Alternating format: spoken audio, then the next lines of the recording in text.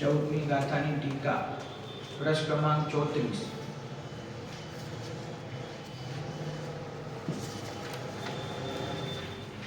મળી ગયું।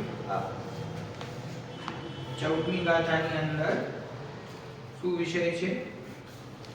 ચક્ષુ અચક્ષુ અવધિ ત્રણ દર્શન વિભાવિત છે કયા? નિરપેક્ષ સ્વપરાપેક્ષ એ બે ભેદ છે પર્યાયના। બરાબર, એટલે એમાં પ્રથમ પહેલા પેરેગ્રાફની અંદર ચક્ષુ અચક્ષુ અને અવધિ એવા દર્શનોપયોગના સ્વરૂપની ચર્ચા કરી। ચક્ષુ દર્શનોપયોગ શું છે, અચક્ષુ દર્શનોપયોગ શું છે અને અવધિ દર્શનોપયોગ શું છે, એ ત્રણેયને સમજાવવા માટે મતિ જ્ઞાનાવર્ણીય કર્મના ક્ષયોક્ષમનું ઉદાહરણ આપ્યું। કારણ કે એ આપણને વધારે સરળતાથી ખ્યાલ હોય છે। જ્ઞાનની જે પ્રવૃત્તિ છે, મતિશુદ્ધ જ્ઞાનની, અવધિ જ્ઞાનની પ્રવૃત્તિ છે, એ આપણને ખ્યાલમાં હોય છે। તેથી એના ઉદાહરણથી દર્શનોપયોગને સમજાવ્યો છે, સ્થૂળતાથી સૂક્ષ્મતા સમજાવી છે। દર્શનોપયોગ સૂક્ષ્મ છે, એનો વિષય સમજવો અઘરો છે, માટે જ્ઞાનાવર્ણી કર્મનો ઉદાહરણ આપ્યું। શું કહ્યું કે જેમ મતિ જ્ઞાનાવર્ણી કર્મના ક્ષયોક્ષમથી જીવ મૂર્ત વસ્તુઓને જાણે છે, તેવી જ રીતે ચક્ષુ દર્શનાવર્ણી કર્મના ક્ષયોક્ષમથી જીવ મૂર્ત વસ્તુને દેખે છે। દેખે છે ની પરિભાષા આપણે સમજી કે દેખે છે એટલે જગતમાં સામાન્યપણે દેખે છે એટલે આંખથી દેખે છે એમ કહેવામાં આવે છે, પરંતુ અહીંયા જીનવાણીમાં આગમમાં દેખે છે એ શબ્દનો અર્થ દર્શનોપયોગના પ્રયોગથી છે કે દર્શનોપયોગની પ્રવૃત્તિ થાય છે, એનાથી નિરાકાર અવભાસન જે થાય છે એને દેખે છે એમ કહેવામાં આવે છે। કારણ કે અચક્ષુ દર્શનોપયોગની જે પરિભાષા આગળ છે એનાથી એ વાત સ્પષ્ટ થઈ જાય છે। શું કહ્યું? ઉદાહરણ કોનું છે? શ્રુત જ્ઞાનાવર્ણીય કર્મ।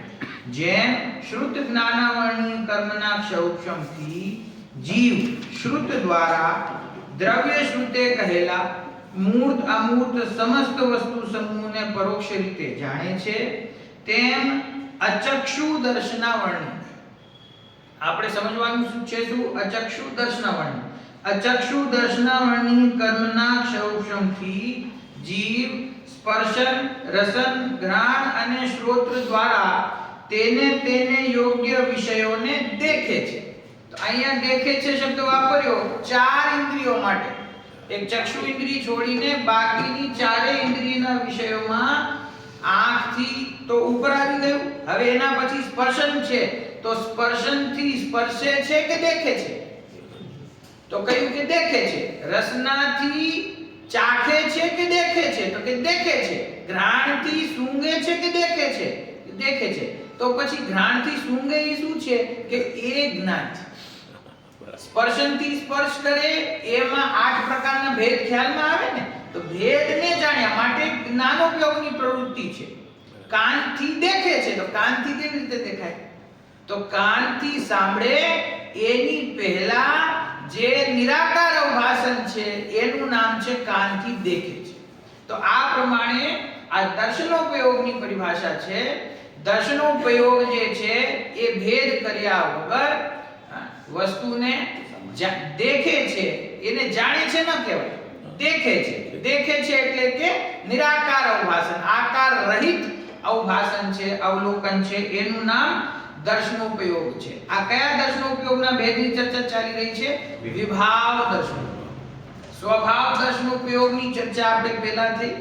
પહેલા ગઈ ગાથામાં સ્વભાવ દર્શનોપયોગના બે ભેદ કર્યા, કારણ દ્રષ્ટિ અને કાર્ય દ્રષ્ટિ। બરાબર છે?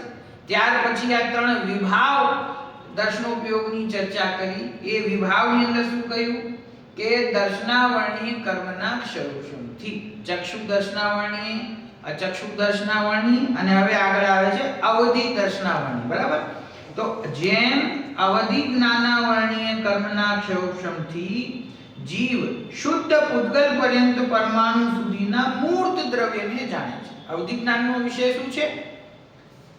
અવધિ જ્ઞાનનો વિષય શું હોય છે? રૂપી પદાર્થ, મૂર્ત પદાર્થ. બરાબર? તો કે છે જેને અવધિ જ્ઞાનના વર્ણની કર્મનું સૌક્ષમ છે એવો જીવ મૂર્ત દ્રવ્યને જાણે છે. કેટલી સૂક્ષ્મતાથી જાણી શકે? કે એક પરમાણુ સુધી, ખાલી સ્કંદને સ્થૂળતાથી નહીં, એ અવધિ જ્ઞાનમાં વિશુદ્ધતા થતા એક પરમાણુ સુધીના સૂક્ષ્મ મૂર્ત દ્રવ્ય એ જીવને જણાય છે. તેવી જ રીતે તેમ અવધિ દર્શનાવર્ણીય કર્મના સૌક્ષમથી જીવ સમસ્ત મૂર્ત પદાર્થને દેખે છે. અવધિ દર્શનાવર્ણીયથી શું થાય છે? અવધિ જ્ઞાનનો પ્રયોગ થાય ત્યારે અવધિ જ્ઞાનના પ્રયોગની પહેલા જે નિરાકાર અવભાસન છે એનું નામ અવધિ દર્શન છે. અને એ અવધિ દર્શન પરમાણુ સુધીના મૂર્ત દ્રવ્યને સામાન્યપણે ભેદ વગર દેખે છે, આકાર વગર દેખે છે. બરાબર? આ રીતે આ ત્રણ પ્રકારના વિભાવ દર્શનોપયોગની અહીંયા ચર્ચા થઈ. બરાબર? ઉપર પ્રમાણે ઉપયોગનું વ્યાખ્યાન કર્યા પછી, ઉપયોગનું વ્યાખ્યાન કેમ કર્યું?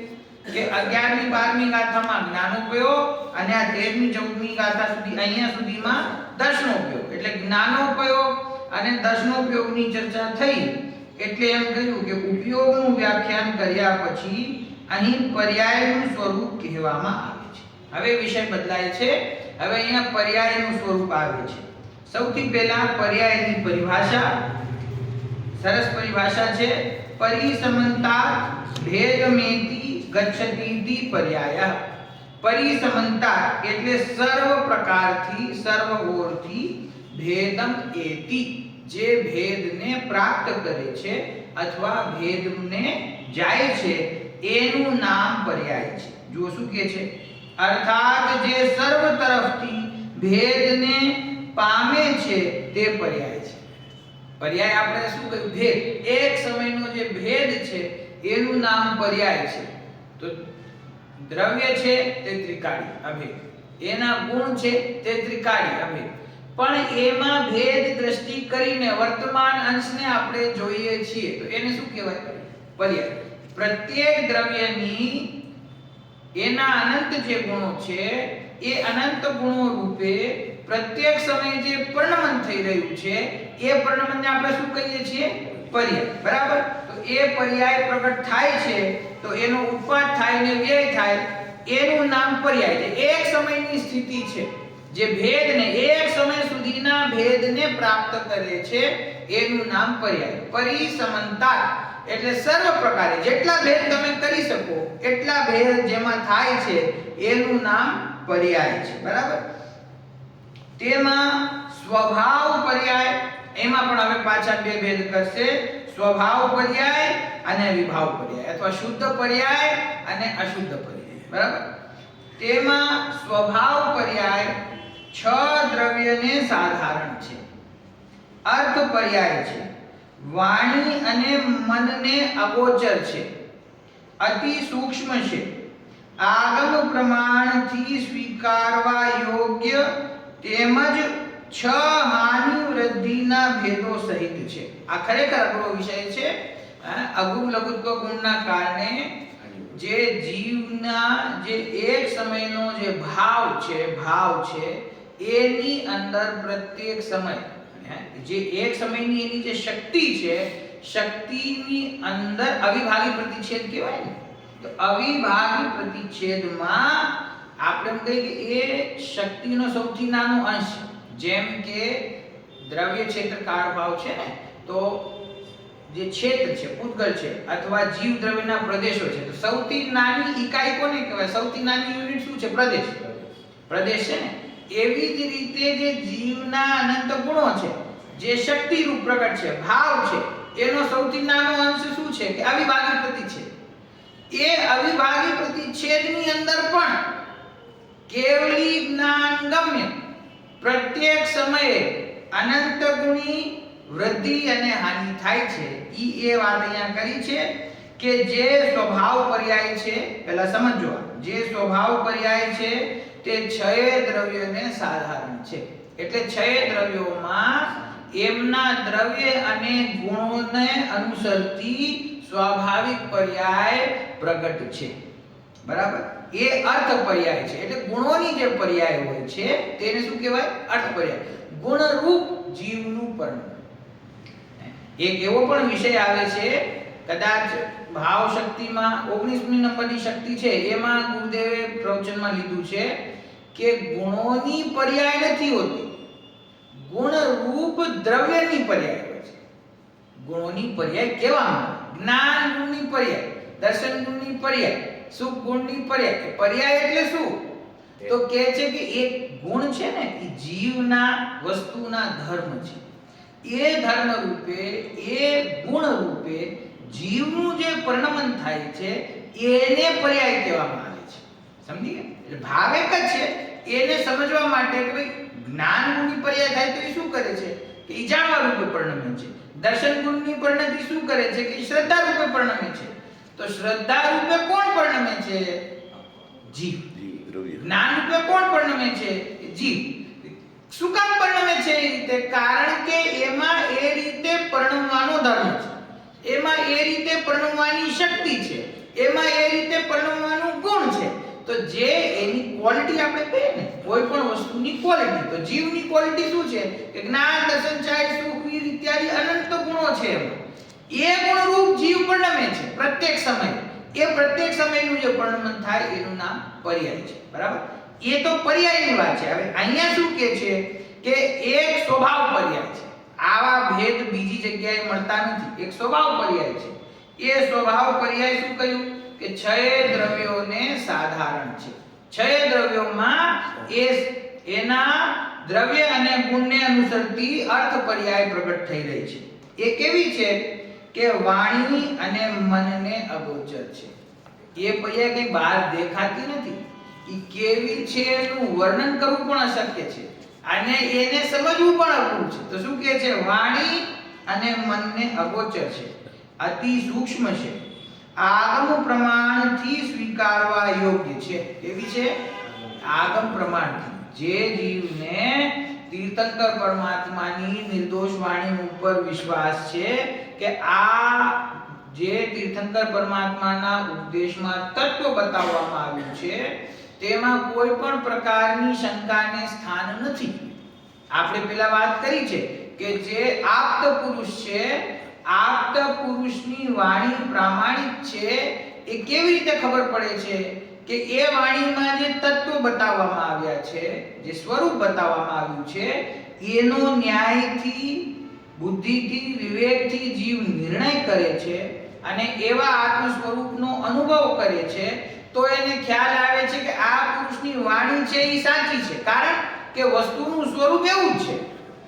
તો વાણીથી પુરુષનો નિર્ણય થાય છે અને પુરુષની પ્રામાણિકતાનો ખ્યાલ આવતા પછી એની વાણીની પ્રામાણિકતા પછી નિશંક થઈ જાય છે કે આ તીર્થંકર પરમાત્મા તે વીતરાગ અને સર્વજ્ઞ છે. એમને અસત્ય કથન કરવાનું કોઈ કારણ મોજૂદ નથી. તેથી એમની વાણીમાં એમ આવ્યું કે એક પર્યાયની અંદર અવિભાગી પ્રતિક્ષેપમાં અનંત ગુણની હાનિ વૃદ્ધિ થાય છે. તો અહીંયા આપણા ક્ષરોક્ષમમાં એ વાત ખ્યાલમાં આવે અથવા ના આવે એમાં પ્રશ્ન કરવા યોગ્ય નથી, કેમ કે આ સર્વજ્ઞ પરમાત્માએ કહેલું છે. ગુરુદેવની વાણી એવા ઘણા વિષયો છે કે જે સૂક્ષ્મ છે. કર્મોની જુદી જુદી પ્રકારની અવસ્થાઓમાં પણ એવા વિષયો આવે છે. ગુણસ્થાન ઇત્યાદિમાં પણ એવા વિષયો છે. માર્ગના સ્થાન, એવા ઘણા કર્ણાન યોગના વિષય છે જે આપણને ખ્યાલમાં આવે અથવા ન આવે. પણ એમાં શંકા કરવા યોગ્ય શું કામ નથી? કેમ કે એ વાત તીર્થંકર પરમાત્માની વાણીમાં આવી છે અને તીર્થંકર પરમાત્મા વિતરાગ અને સર્વજ્ઞ અને હિતોપદેશી છે. એ અમે એમના દ્વારા કહેવામાં આવેલા પ્રયોજનભૂત તત્વથી અમે નિર્ણય કર્યો છે. તો જે પ્રયોજનભૂત તત્વને જેવું છે તેવું જ કહે છે, એવો વિતરાગી પુરુષ અપ્રયોજનભૂત તત્વમાં અસત્ય શું કામ કહે? બરાબર? એવા ન્યાયથી આ આગમ પ્રમાણથી સ્વીકારવા યોગ્ય છે. કેમ? કેમ કે કહ્યું કે વાણી અને મનને ગોચર નથી. વાણી અને મનથી પકડાય એવી નથી, તો પછી એને સમજવું કઈ રીતે, સ્વીકાર કેવી રીતે કરવું? તો એ આગમ પ્રમાણથી સ્વીકારવા યોગ્ય છે. તેમજ 6 હાનિ વૃદ્ધિના ભેદો સહિત છે. અર્થાત 6 હાનિ વૃદ્ધિના ભેદ કયા છે? અનંત ભાગ વૃદ્ધિ, અસંખ્યાત ભાગ વૃદ્ધિ, સંખ્યાત ભાગ વૃદ્ધિ, પછી સંખ્યાત ગુણ વૃદ્ધિ. હવે ભાગ શબ્દ તો હવે ગુણ છે. સંખ્યાત ગુણ વૃદ્ધિ, અસંખ્યાત ગુણ વૃદ્ધિ અને અનંત ગુણ વૃદ્ધિ. આ 6 ભેદ થયા. અને એવી રીતે જ્યાં વૃદ્ધિ શબ્દ છે એ વૃદ્ધિની જેમ હાનિ પણ ઉતારાય છે. વૃદ્ધિની જેમ હાનિ છે. જો એક આના બહુ વિસ્તાર ઉપલબ્ધ પણ નથી, અને જેમ કહ્યું કે ઈ ક્ષયોક્ષમમાં પકડાય એવું પણ નથી.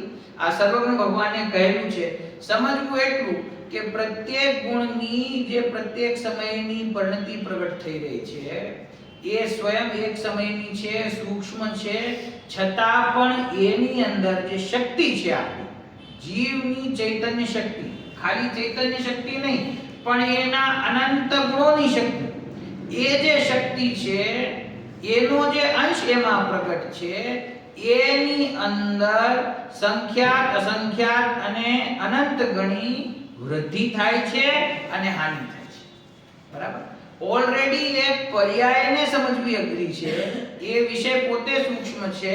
હવે એની અંદર અવિભાગ પ્રતિછેદ, અવિભાગ પ્રતિછેદમાં પ્રત્યેક સમયે થતી અનંત ગુણી હાનિ વૃદ્ધિ. બરાબર? એટલે અને આનાથી મને એવું લાગે છે કે પોતાનું જે પ્રયોજન છે, જે દ્રષ્ટિનો વિષય ભગવાન આત્મા છે, એને સમજવામાં આ કઈ બાધારૂપ છે નહીં. ખ્યાલમાં આવે તો બહુ સારું, ના આવે તો કાંઈ વાંધો નહીં. મેં ગુરુદેવનું પ્રવચન પણ વાંચ્યું કે આમાં શું વિસ્તાર છે. ગુરુદેવે પણ કાંઈ આનો વિસ્તાર કર્યો નથી, ખાલી શબ્દ વાંચીને ગુરુદેવ પણ આગળ વધી ગયા છે. તો આ પ્રકારે 6 પ્રકારે અનંત ગુણી, અસંખ્યાત ગુણી, સંખ્યાત ગુણી વૃદ્ધિ, પહેલા ભાગ વૃદ્ધિ, પછી ગુણ વૃદ્ધિ અને પછી ત્યાર પછી હાનિ.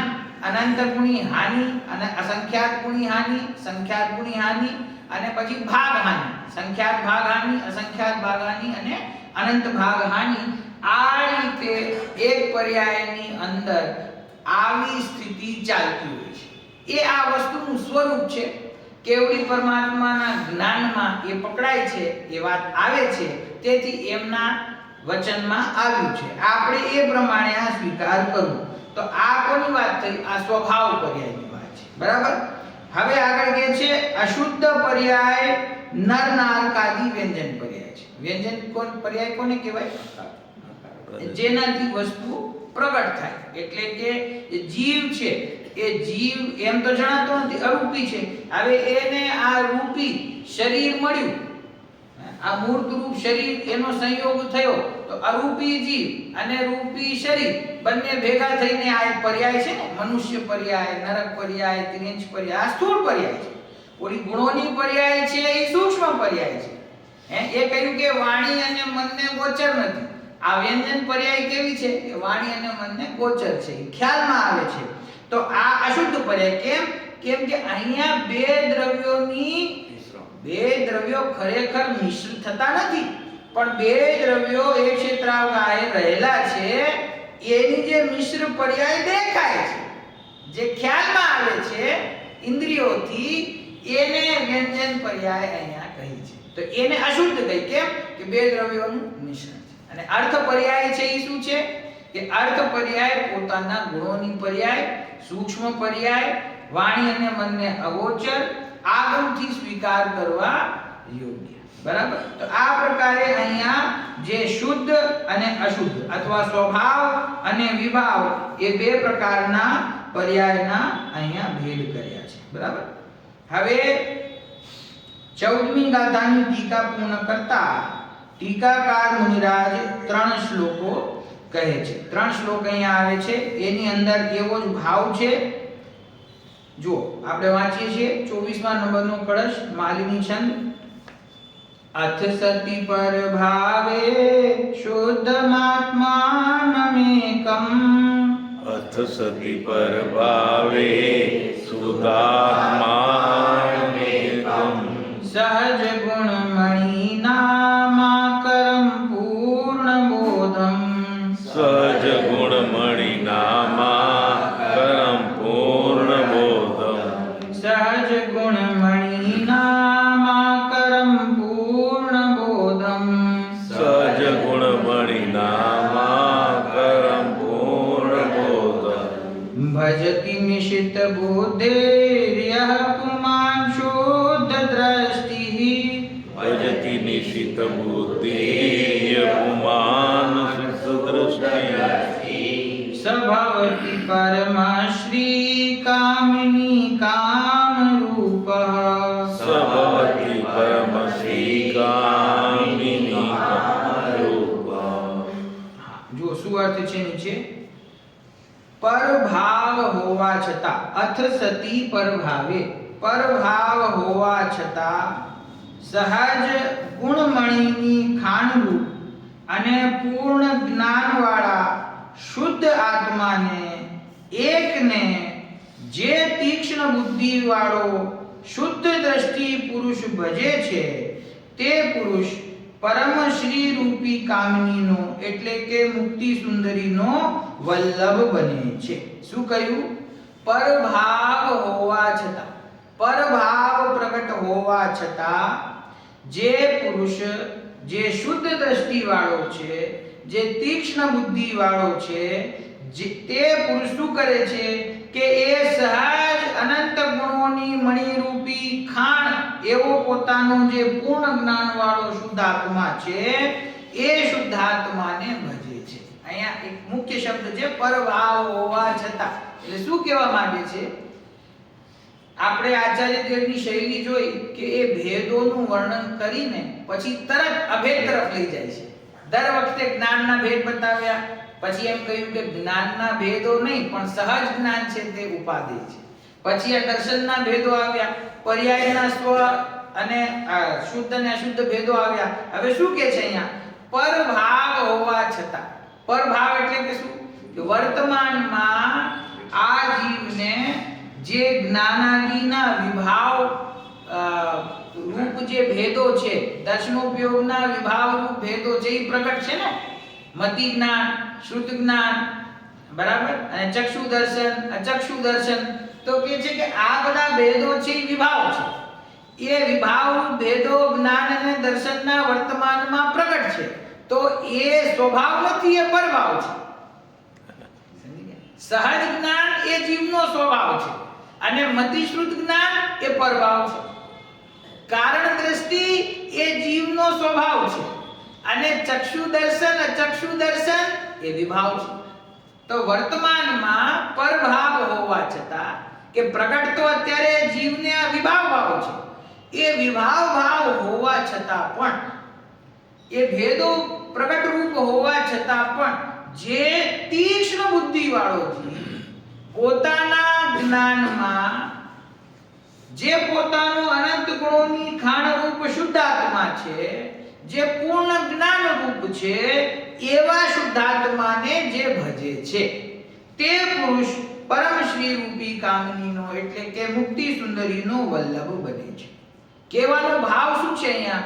કે જે વિભાવ રૂપ ભેદો છે, જે જ્ઞાનની પર્યાયો છે, જે દર્શનનો ઉપયોગની પર્યાયો છે, એ ક્યાંય પણ અટકવા જેવું નથી. એને ભજવાનું નથી, એની આરાધના કરવાની નથી. આરાધના કોની કરવાની છે? કે વિભાવોની વચ્ચે જે સુરક્ષિત રહેલો પૂર્ણ જ્ઞાન વાળો આત્મા છે. આ આત્મા છે મતિશ્રુત જ્ઞાન વાળો નથી. એ આત્મા છે ચક્ષુ અચક્ષુ દર્શન વાળો નથી. એ તો વર્તમાનમાં પ્રગટ પરાધીન પરિણતિ છે. તેથી તો એને વિભાવ કહી છે ને. એ કર્મ સાપેક્ષ પરિણતિ છે. એ કર્મ સાપેક્ષ જે પરિણતિ છે એ આત્માનું સ્વરૂપ નથી. આત્મા તો ત્રિકાળનાથી ભિન્ન છે. બરાબર. આત્મા તો પરમ પારણામિક ભાવે રહેલો છે. આ શું આવ્યું તો આગળ આ પહેલેથી કારણ શુદ્ધ જીવ, પહેલા જીવની ચર્ચા પ્રારંભ થઈ તો કારણ શુદ્ધ જીવ અને કાર્ય શુદ્ધ જીવ એવા ભેદ કર્યા. પછી જીવનો 6 દ્રવ્યોની પરિભાષાઓ આવી, એમાંથી જીવ દ્રવ્યનું સ્વરૂપ પ્રારંભ થયું. એ જીવ દ્રવ્યના સ્વરૂપમાં જીવનું લક્ષણ જ્ઞાનોપયોગ અને દર્શનોપયોગ છે. તો પછી જ્ઞાનોપયોગની પહેલા વાત કરી. જ્ઞાનોપયોગમાં પણ આ ભેદ કર્યા, કયા? કારણ શુદ્ધ જ્ઞાન અને કાર્ય શુદ્ધ. પછી દર્શનોપયોગમાં આવ્યા તો એમાં પણ ભેદ કર્યા, કારણ દ્રષ્ટિ અને કાર્ય દ્રષ્ટિ. બરાબર. પર્યાયની વાત આવી તો એમાં બે ભેદ કર્યા, સ્વભાવ પર્યાય અને વિભાવ પર્યાય. તો કહેવાનો અર્થ શું છે અહીંયા? આચાર્ય શું કહે છે? પ્રગટ ભલે વર્તમાનમાં પરભાવો છે, વિભાવ ભાવો પ્રગટ છે, પણ એ વિભાવ ભાવનો આશ્રય લેવાનો નથી અને વિભાવ ભાવરૂપ આત્મા છે એમ પણ નથી. મતિશ્રુત જ્ઞાન પ્રગટ છે પણ મતિશ્રુત જ્ઞાન વાળો જીવ નથી. ચક્ષુ અચક્ષુ દર્શન પ્રગટ છે પણ ચક્ષુ અચક્ષુ દર્શન રૂપ નથી. એક આગળ યાદ હોય તો કળશ આવ્યો તો કેવળ જ્ઞાનના સ્વરૂપની ચર્ચા કરી, કાર્ય શુદ્ધ જ્ઞાનની. અને કાર્ય શુદ્ધ જ્ઞાનનો મહિમા બતાવીને પછી એમ કહ્યું કે કારણ શુદ્ધ જ્ઞાન પણ એવું જ છે. બરાબર. એટલે એનો અર્થ કે જે કાર્ય શુદ્ધ પરિણતિ છે, જ્યાં જીવ અરહંત અને સિદ્ધ દશાને પ્રગટ કરે છે, તો અરહંત અને સિદ્ધ દશાનો મહિમા આપણને જે ખ્યાલમાં આવે છે કે અરહંત સિદ્ધ ભગવાન છે, સર્વ કર્મથી રહિત છે. અરહંત સિદ્ધ પરમાત્મા છે, એમને મોહ રાગ દ્વેષ આદિનું વિકાર નથી. અરહંત સિદ્ધ પરમાત્માને પરિપૂર્ણ જ્ઞાન પ્રગટ છે. તે અન્યની સહાય વગર સમસ્ત વિશ્વને જાણે છે. પછી એમ કહ્યું કે કારણ શુદ્ધ જ્ઞાન પણ એવું જ છે. એટલે એનો અર્થ શું? કે મારો જે કાર્ય શુદ્ધ પરિણતિનો જે મહિમા છે ને, ખરેખર એ પ્રગટ કોના આશ્રય થઈ? તો એ મારો જે સ્વભાવ છે એવો જ છે. એ સ્વભાવની એ પરિણતિમાં પ્રગટતા થઈ. એટલે પરિણતિનો તો મહિમા આવ્યો પણ પોતાના સ્વભાવનો મહિમા નથી આવતો. પણ સ્વભાવ એવો જ છે. કેવો છે? કે સિદ્ધ પરમાત્માની પરિણતિ જેવો. બરાબર. કે જેમ તેઓ દ્રવ્ય ભાવનો કર્મથી રહિત છે, એમ મારો આત્મા પણ દ્રવ્ય સ્વભાવે દ્રવ્ય ભાવનો કર્મથી રહિત છે. જેમ તેઓ રાગાદિથી રહિત થયા છે, એમ મારો સ્વભાવ તો ત્રણેય કાળ રાગાદિથી રહિત જ છે. જેમ તેમને સંપૂર્ણ વિશ્વને જાણવાનો સ્વભાવ પ્રગટ થયો છે, એવો જ મારો સ્વભાવ તો અનાદિ તેવો છે. બરાબર. અન્યની સહાયતા વગર જાણવાનો જેનો સ્વભાવ છે એવો મારો ભાવ છે. સર્વ ભાવાંતરચ્છિદે, સમસ્ત ભાવોને અંદર સુધી ભેદ, એના સૂક્ષ્મતમ ભેદ સુધી જે જાણી શકે એવો મારો આત્મ સ્વભાવ છે. કહેવાનો અર્થ અહીંયા એ છે કે વર્તમાનની પરિણતિમાં પરભાવ પ્રગટ છે, વિભાવ ભાવ પ્રગટ છે. એ વિભાવ ભાવની પ્રગટતા વચ્ચે જ એ સમયે પોતાનો શુદ્ધાત્મા અંદરમાં સહજ અનંત ગુણરૂપી મણિઓનો ખાંડ છે. એ ખાંડ રૂપ જે આત્મા છે, પૂર્ણ જ્ઞાન વાળા શુદ્ધાત્માને, આ શુદ્ધાત્માનું જ્ઞાન અપૂર્ણ નથી. મતિ જ્ઞાન અને શુદ્ધ જ્ઞાન કેવા છે? પરોક્ષ જ્ઞાન છે અને વર્તમાનમાં જીવને પ્રગટ છે. તો જે સમયે પરોક્ષ જ્ઞાન પ્રગટ છે એ સમયે આત્માનું જ્ઞાન કેવું છે? એનો સ્વભાવ કેવો છે? એ કઈ પરોક્ષ રૂપે નથી. અને અવધિ જ્ઞાન, મના પર્યાય જ્ઞાન એ વિકલ્પ પ્રત્યક્ષ કયા? તો જે સમયે અવધિમતિ જ્ઞાન અવધિ અને મના પર્યાય જ્ઞાન પ્રગટ હોય એ સમયે સ્વભાવ કેવો છે? કે સ્વભાવ તો એ સમયે પણ ત્રિકાળ જેવો હતો એવો જ છે. અને કેવળ જ્ઞાન પ્રગટ થાય તો જ્ઞાનની પરિણતિમાં પૂર્ણતા પ્રગટ થઈ અને એની સ્વચ્છતામાં લોકાલોક પ્રતિબિંબિત થયું. તો આપણને એક સમયની પર્યાયનો મહિમા આવ્યો, પણ એ સમયે ત્રિકાળી આત્મા કેવો છે? જેવો હતો એવો જ છે. બરાબર. જે કઈ ફેર પડે છે એ બધી સાપેક્ષતા, એ કર્મોપાધિની સાપેક્ષતા, એ બધી પલટતી પરિણતિમાં છે, પર્યાયમાં છે. અને એ સમયે મારો સ્વભાવ કેવો છે? એ તો જ્યારે નિબોધ અવસ્થામાં હતો ત્યારે પણ પૂર્ણ જ્ઞાન વાળો, અને સિદ્ધ અવસ્થામાં આવ્યો ત્યારે પણ પૂર્ણ જ્ઞાન વાળો છે. તો એવા સહજ ગુણમણીની ખાણરૂપ અને પૂર્ણ જ્ઞાન વાળા શુદ્ધાત્માને એક જે તીક્ષ્ણ બુદ્ધિ વાળો શુદ્ધ દ્રષ્ટિ પુરુષ ભજે છે, જેને સ્વભાવની દ્રષ્ટિ પ્રગટ થઈ, એનું નામ શુદ્ધ દ્રષ્ટિ જીવ છે. બે પક્ષ ગુરુદેવ શ્રી બરાબર પ્રસ્તુત કરે છે. એક એ તો જીવનો સ્વભાવ ત્રિકાળ શુદ્ધ છે. પછી બીજી વાત એ શુદ્ધ દ્રષ્ટિ શબ્દ આવ્યો, આગળ જઈને ઉત્તમ પુરુષ શબ્દ આવશે કે ઉત્તમ પુરુષ જ મોક્ષને પ્રાપ્ત કરે છે. શુદ્ધ દ્રષ્ટિ પુરુષ જ મોક્ષને પ્રાપ્ત કરે છે. તો કોઈ પ્રશ્ન કરે છે કે આ અજ્ઞાનીના આત્માની વાત નથી, આત્મા તો બધાનો સરખો છે ને? તો ગુરુદેવ કહે છે કે આત્મા તો બધાનો સરખો છે, પણ એ શુદ્ધાત્મા કોના માટે છે? કે જેણે એની દ્રષ્ટિ કરી એના માટે. શુદ્ધાત્મા તો બધાનો સરખો છે, પણ મોક્ષ પ્રાપ્ત કોણ કરશે? પરમશ્રી રૂપી કામિનીનો વલ્લભ કોણ બનશે? કે જે એ આત્માનો અનુભવ કરે, જે આત્માને દ્રષ્ટિનો વિષય બનાવે, એ પુરુષ શુદ્ધ દ્રષ્ટિ છે અને એ મોક્ષની પ્રાપ્તિ કરે છે.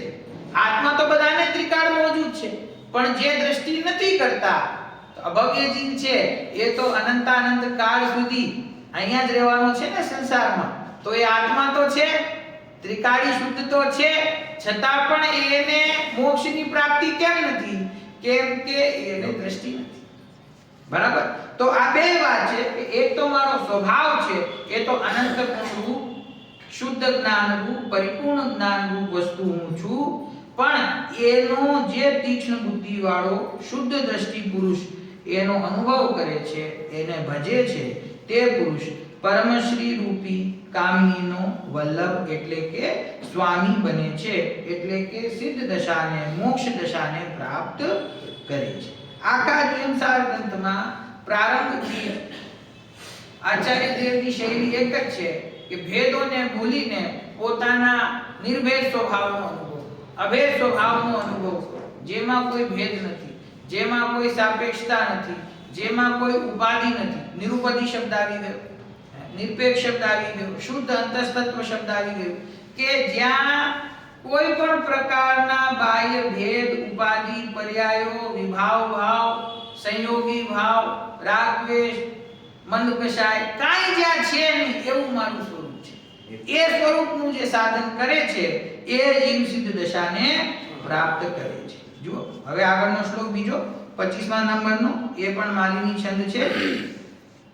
ઇતિ પર ગુણ પર્યાયેષુ સત્સુત્તમાનામ, ઇતિ પર ગુણ પર્યાયેષુ સત્સુત્તમાનામ, હૃદય સરસી જાતે રાજતે કારણાત્મા, હૃદય સરસી જાતે રાજતે કારણાત્મા, સપદિ સમય સારમ તમ પરમ બ્રહ્મ રૂપમ, સપદિ સમય સારં તમ પરમ બ્રહ્મ રૂપમ, ભજ ભજ સિનિજોથમ ભવ્ય શાર્દૂલ સત્વમ, ભજ ભજ શ્રી નિજોત્તમ ભવ્ય શાર્દૂલ સત્વમ. એ રીતે પર ગુણ પર્યાયો હોવા છતાં, અહીંયા પણ એ જ ભાવ મૂક્યો છે. ઉપર કહ્યું હતું પર ભાવ હોવા છતાં, અહીંયા કહે છે એ રીતે પર ગુણ પર્યાયો હોવા છતાં ઉત્તમ પુરુષોના હૃદય કમળમાં કારણ આત્મા વિરાજે છે. કાર્ય આત્મા નહીં, કારણ આત્મા વિરાજે છે. પોતાથી ઉત્પન્ન એવા તે પરમ બ્રહ્મ રૂપ સમયસારને કે જેને તું ભજી રહ્યો છે તેને, હે ભવ્ય શાર્દૂલ એટલે કે ભવ્યોમાં ઉત્તમ, ભવ્યોત્તમ જીવ, તું શીઘ્ર ભજ, તું તે જ છે, તું તે છે. શું કહ્યું?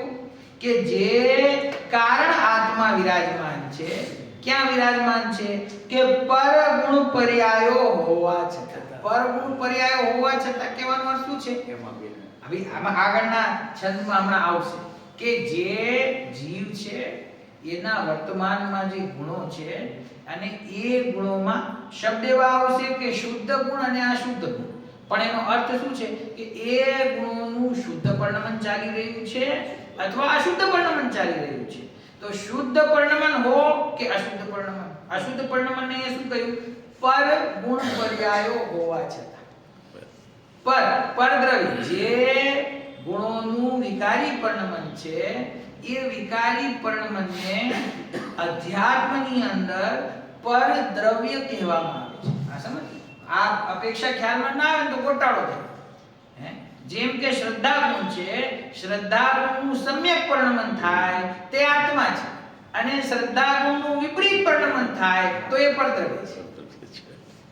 બરાબર. એ જીવની વિકારી પર્યાય છે, એ પણ એક અપેક્ષા છે. અને જીવની જે વિકારી પર્યાય છે એ જીવની નથી, પરદ્રવ્ય છે, એ પણ એક. કેમ કે પ્રમાણની દ્રષ્ટિએથી સમજતા એ વિકારી ભાવ છે તે જીવનો છે, અને સ્વભાવની દ્રષ્ટિએ પોતાના સ્વરૂપને જોતા એ જે વિકારી પરિણમન થયું એ પરદ્રવ્ય છે. બરાબર. તો અહીંયા કે છે, હમણાં આગળ આવશે વાત, પણ આ શ્લોકમાં એની હિન્ટ આવી ગઈ. આ રીતે પરગુણ પર્યાયો હોવા છતાં, એટલે વિકારી પરિણમન ગુણોનું ચાલતું હોવા છતાં પણ ઉત્તમ પુરુષોના હૃદય કમળમાં કારણાત્મા વિરાજે છે. મતિશ્રુત જ્ઞાન આદિ પર ભાવ પ્રગટ છે, જ્ઞાનની વિભાવ પરિણતિ પ્રગટ છે, દર્શનની વિભાવ પરિણતિ પ્રગટ છે, બીજા પણ ઘણા ગુણોની વિભાવ પરિણતિ પ્રગટ છે. એવું વર્તમાન સ્વરૂપ હોવા છતાં પણ, એવી વર્તમાન સ્થિતિ હોવા છતાં પણ ઉત્તમ પુરુષોના હૃદય કમળમાં તો કારણ આત્મા વિરાજે છે. અહીંયા જો એક બહુ સમજવાનો બિંદુ છે.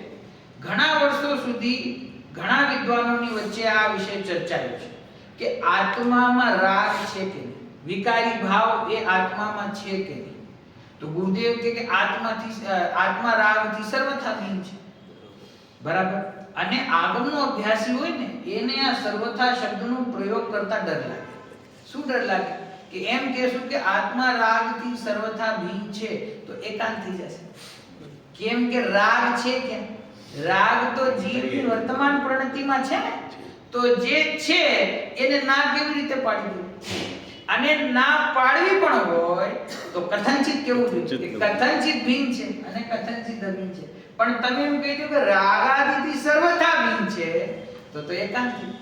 આત્મા શુદ્ધ છે, કેવો શુદ્ધ છે કે સર્વથા શુદ્ધ છે, તો એકાંત થઈ જાય. ભાઈ એમ કહો સ્વભાવથી શુદ્ધ છે, પર્યાયથી અશુદ્ધ છે, દ્રવ્યથી શુદ્ધ છે, પર્યાયથી અશુદ્ધ છે, તો બરાબર કહેવાય. તો બરાબર તમે બંને નયોને રાખ્યા, નિશ્ચયને અને વ્યવહારને, પણ તમે એમ કહો સર્વથા શુદ્ધ છે. સોગાણીજી સાહેબ ઉપર શું આરોપ હતો? નિશ્ચય આવાસ. એમને ખાલી શુદ્ધ દ્રવ્ય દેખાય છે, પર્યાયનો તો જાણે કે નિષેધ જ કરી દે છે. તો પર્યાય છે નહીં, વર્તમાનમાં રાગાદી વિકારી ભાવ છે નહીં, તો છે તો પછી એની ના કેમ પાડો છો? તો કહે છે કે ભાઈ આ જો શું લખ્યું છે, જે પુરુષ પરગુણ પર્યાયો હોવા છતાં જેના હૃદયમાં કારણ પરમાત્મા કારણ આત્મા વિરાજે છે. એ સમય એક હોય તે વખતે જે પ્રભાવ હોય છે, હા હા, પિયરથી કાઢીનું એ સમયે અંદરમાં તો વસ્તુ શુદ્ધ પડેલી છે ને, છે. અને જે જ્ઞાની પુરુષ છે રાગાદી વિકારી ભાવ તો એને પણ છે ને, છે. પરિણતિમાં રાગાદી વિકાર હોવા છતાં એના હૃદયમાં કારણ પરમાત્મા રૂપ શુદ્ધ આત્મા જ વિરાજે છે. એની દ્રષ્ટિ અહીંયા હોય છે. અને એ શુદ્ધ આત્માની દ્રષ્ટિના કારણે એમાં એવી કહેવાની શક્તિ આવે છે કે હું રાગાદીથી સર્વથા ભિન્ન છું અને વિકારી ભાવથી રહી સર્વથા શુદ્ધ છું. કેમ કે ઈ સ્વયંને કારણ આત્મા રૂપ સમજે છે. વર્તમાનમાં જે પરભાવો ચાલી રહ્યા છે, વિભાવ પરિણતિ પ્રગટ છે, એ વિભાવ પરિણતિ રૂપ હું નથી એવું ભેદજ્ઞાન એને વર્તે છે. અને એ ભેદજ્ઞાન જેને ખ્યાલમાં આવતો નથી અને આગળની પરિભાષાઓમાં જે અટકાઈ જાય છે, એને અહીંયા પોતાનો આત્મા પૂર્ણપણે શુદ્ધ પરિપૂર્ણ વસ્તુ એક રૂપ અભેદરૂપ બોલવામાં ડર લાગે છે. કે રાગથી ભિન્ન છે કે હા ભિન્ન છે, કેટલો ભિન્ન છે? સર્વથા. અરે નહીં, સર્વથા કહેશો તો એકાંત થઈ જશે. થોડુંક એમ રાખો કે પરિણતિમાં તો રાગ છે ને, કે ભાઈ જો પ્રમાણથી જ્યારે વસ્તુનો આપણે નિર્ણય કરીએ છીએ ત્યારે આપણે એકવાર સમજી લીધું છે કે વર્તમાન પરિણતિના વિશેષમાં રાગ પ્રગટ છે. હવે એ સમજી લીધું છે, ત્યાર પછી ત્યાંથી આગળ વધીને આપણે આપણા સુખરૂપ પ્રયોજનને સિદ્ધ કરવા માટે આપણે સ્વભાવની ભૂમિમાં આવી ગયા. સોગાનીજી સાહેબની ભાષામાં કહીએ તો તું ક્યાં ઊભો છે? દ્રવ્યના પડખામાં ઊભો છે કે પર્યાયના પડખામાં ઊભો છે? તું જો દ્રવ્યના પડખામાં આવી ગયો, દ્રવ્યની ભૂમિમાં આવી ગયો, તો હવે એ રાગ છે એ રાગ હવે તને દેખાવો ના જોઈએ. જોઈએ. બરાબર. જો અહીંયા ઊભા રહીને પણ તને રાગ જ દેખાય છે તો તારી દ્રષ્ટિ હજી ત્યાં પર્યાય ઉપર છે, એની સ્વભાવ ઉપર દ્રષ્ટિ આવી. જેની દ્રષ્ટિ સ્વભાવમાં છે એને સ્વભાવ શુદ્ધ દેખાય છે. કેમ કે સ્વભાવ શુદ્ધ છે. આચાર્ય કહે છે કે આ સહજ ગુણ મણીની ખાણ રૂપ છે, એમાં ક્યાંય અશુદ્ધતા છે ને, એમાં ક્યાંય વિકારી ભાવ છે ને, એમાં ક્યાંય વિપરીતતા છે. કોઈ એમ આરોપ કરે ગુરુદેવ ઉપર કે ગુરુદેવના અનુયાયીઓ ઉપર કે આ લોકો એમ કે આત્મા શુદ્ધ જ છે, તો કે અમે નથી કહેતા, તમે વાંચો ને આ નિયમ સર. આ આચાર્ય દેવે લખ્યું છે. શું લખ્યું છે? પરભાવ હોવા છતાં પણ અહીંયા શું કહ્યું? કારણ આત્મા વિરાજે છે એ પોતાથી ઉત્પન્ન એવા તે પરમ બ્રહ્મરૂપ સમયસાર. પરમ બ્રહ્મરૂપ સમયસાર કોના માટે શબ્દ છે? બ્રહ્માજી માટે, એટલે કે ભગવાન માટે. પરમ બ્રહ્મરૂપ સમયસાર છે. સમયસારમાં સમયસાર કહેવાય કે પરમ બ્રહ્મરૂપ સમયસાર છે. અને એ કેવી રીતે પ્રગટ છે? કે પોતાથી ઉત્પન્ન હોવાથી. જે સ્વયંથી ઉત્પન્ન છે. આ છઠ્ઠી સાતમી ગાથાનો વિષય છે કે જે સ્વયં પોતાથી ઉત્પન્ન હોવાથી, એટલે એને શુદ્ધ કરનાર કોઈ બીજું છે નહીં. એના વિકારી ભાવને દૂર કરનાર બીજો કોઈ છે નહીં. હું ભગવાનની શરણમાં જઈશ તો મારા વિકારી ભાવ દૂર થઈ જશે એવું મારા આત્માનું સ્વરૂપ નથી. એ પોતાથી ઉત્પન્ન પરમ બ્રહ્મ છે. આ જગતમાં એક છે શંકરજી છે ને, એનું બીજું નામ શું કે શંભુ. સાંભળ્યું? શંભુ. શંભુ તો ખરેખર બગડેલો શબ્દ છે, મુખ સુખ માટે બગડી ગયું છે. મૂળ શબ્દ છે સ્વયંભુ. સ્વયંભુ બોલતા એ શંભુ થઈ ગયું. સ્વયંભુ એટલે એ લોકો પણ શું માને છે કે એ સ્વયંથી ઉત્પન્ન થયા છે, એને કોઈએ ઉત્પન્ન કર્યા નથી. હાલાકી એ તો વિવાદિત વિષય છે. પછી એમ કે બ્રહ્માજીએ ઉત્પન્ન કર્યા, પછી બ્રહ્માજીને કોઈ બીજાએ ઉત્પન્ન કર્યા. આપણે પાંચમા અધિકારમાં મોક્ષમાં પ્રકાશકમાં ચર્ચા આવી ને, એ વિષયમાં આપણે જવું નથી. પણ આ તો સ્વયંભૂ શબ્દ છે એ હું સમજાવું છું. સ્વયંભૂ એટલે જે સ્વયંથી ઉત્પન્ન થયા છે, એની જે અનંત શક્તિઓ છે એ સ્વયંથી છે.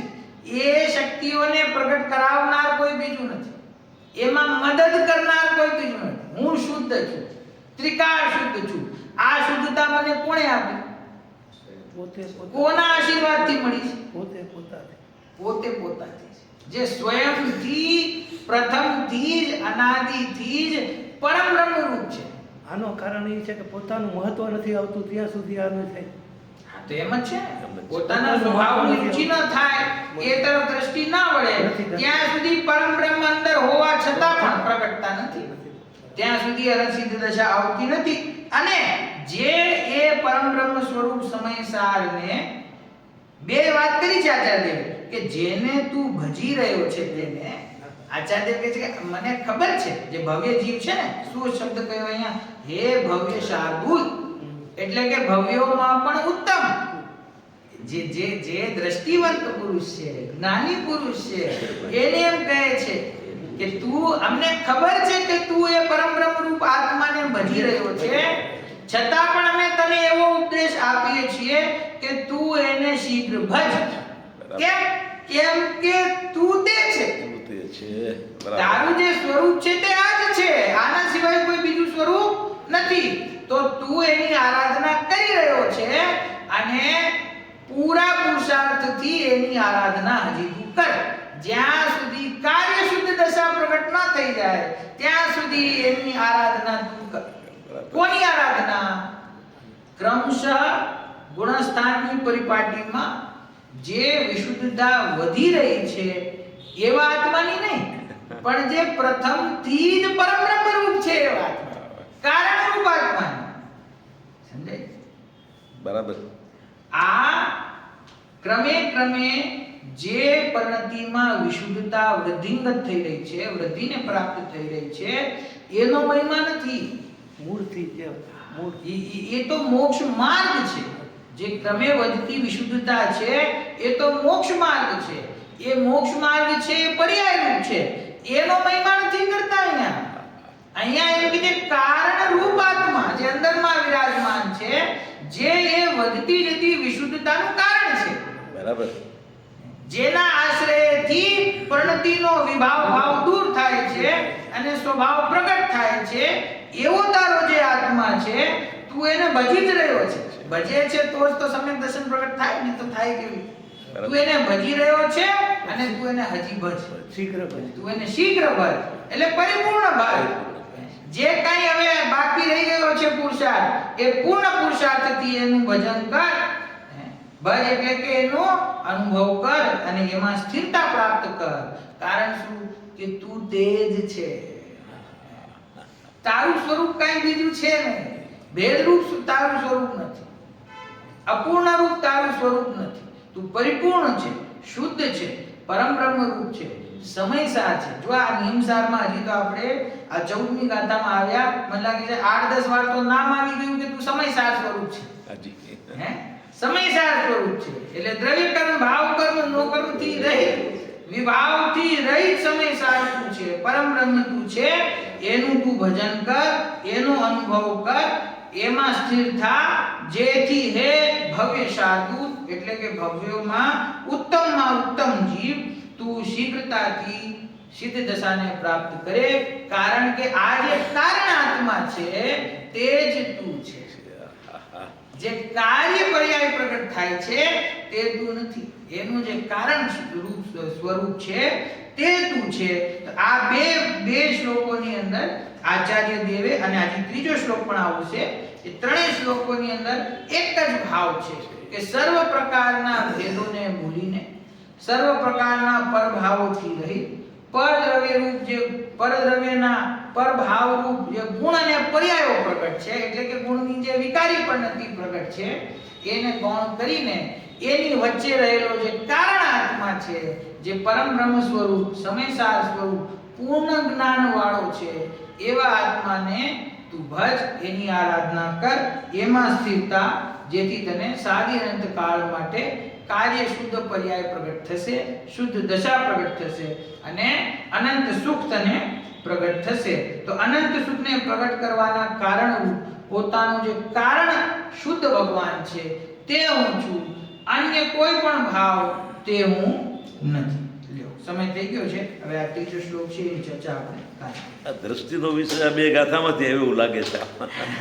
એ તો બે ગ્રંથોના કરતા આચાર્ય દેવ તો એક જ છે, એટલે ભાવ તો ક્યાંક ને ક્યાંક આવવાનો જ છે. બરાબર છે.